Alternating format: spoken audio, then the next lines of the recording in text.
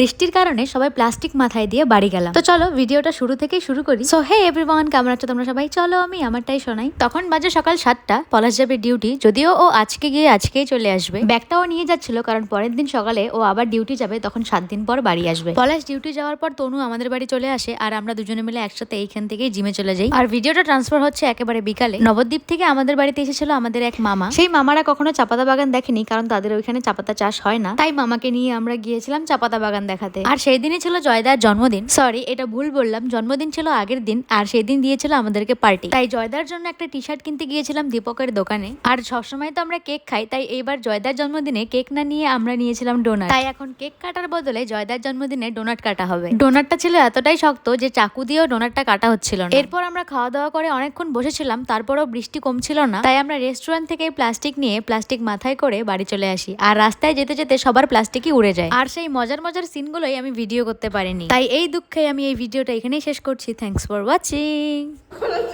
আমার দেখো না চুলটাকে ভিতরে ঢুকাই দিছি।